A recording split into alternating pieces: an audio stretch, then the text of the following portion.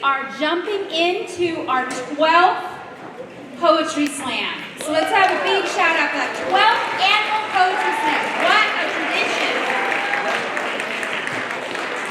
I am Principal Ingram and am proud to be here and be a part of this amazing event as I get introduced to it this year. But what is of no surprise to me is the brilliance of each and every one of our scholars that we're going to see as they tell their stories and share with us the real, raw truth of their brilliance. So excited for this night, and we're going to have a great opening with a poet, and I'm going to bring Miss Dawkins up to introduce.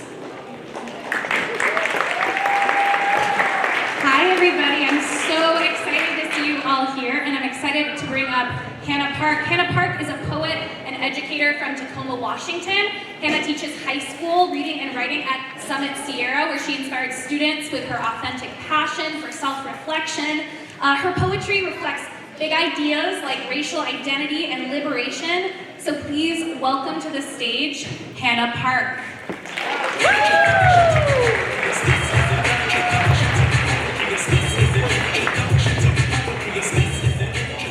Thank you, Ms. Dawkins, for such a wonderful introduction. I'm Ms. Park. I teach English. I'm also very nervous to be here. It's been about 8 years since I performed any of my poetry, but I am grateful and honored to be able to share this poetry with you. I'm going to be sharing about 4 or 5 poems tonight that are a reflection about my identity, about my mother, and about my culture. I'm Korean American, and just before I came here, this is an odd thing. I actually did get a ladybug tattoo right here that I'm going to be reading a poem about. So, here we go. Ladybug. She fluttered freely with all her friends near the oversized baseball fence. The hidden four-leaf clovers and dandelions were waiting for her before recess could be over, sitting in the middle of the sandy mud, head lifted at the baby blue sky to see polka dots of red that sang, "My wings stay protected underneath red shells because my blood is not red. My color is a warning to everyone around because my poison is not tasteful. My dots are counted by many because meaning has everything to do with mattering." She deeply longed to be understood by all her friends while circling around the monkey bars because her melanin made people wonder how her stories were ever birthed without life. Sitting near the wet pebbles and moist wood chips, she would stop everything and say, "My wings cannot fly unless dry because tears are too heavy to hold. My color is harmless when listened to because there are always 2 sides to a story. My dots are like stars that connect and create because whose Big Dipper is it anyway?" She desired to fly away from all her friends by the end of the summer because people believed she would not make it through the winter. Standing at the edge of the green before the autumn tints began to wither away, she would say, "My wings are always to be seen because they're fragile and frail.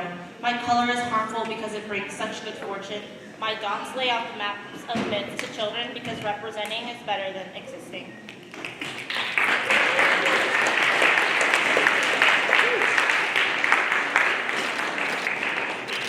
These next 4 poems are a little bit out of order, but I'm going to share them. They're called crown sonnets.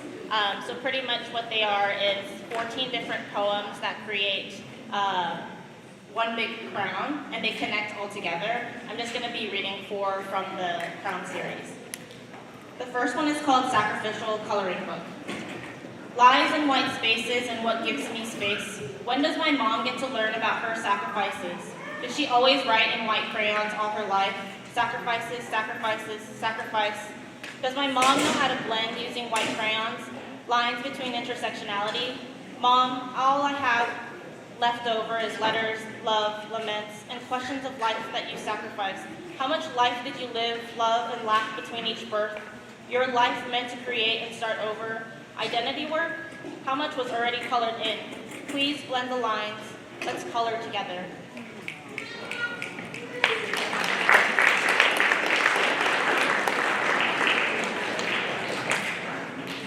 Free buffets. Please blend the lines. Let's color together. Our age is never visible to the blended lines. Old country buffet for free.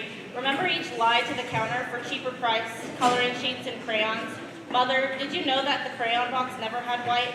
Colors of all colors, our culture's idealized, admires, the source of rejuvenation. Is that why we keep bleach under the sink, or is that another method to hide from the sun? We lie, adapt, and learn to make this place our home. Mother, did you know how long you would make this your now and forever home?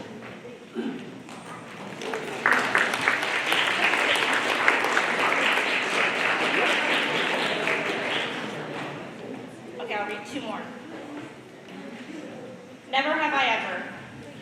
Would make this your now and forever home? Mother, let's play a game that is full of innuendos. I want to learn about you. To play you, raise all 10 fingers up and say, never have I ever, and insert experience that you never had that you believe I could have consummated. Finger down for every experience done. Never have I ever said I love you first. Never have I ever lied to you. Never have I ever said sorry and forgiven you. Never have I ever heard I am proud of you from my parents. Besides, never have I ever loved you.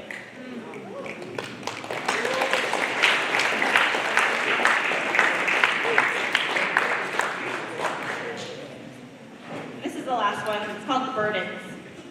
Mother, may you please never forgive me. Understand that codependence can be abusive, that attachment does cause pain.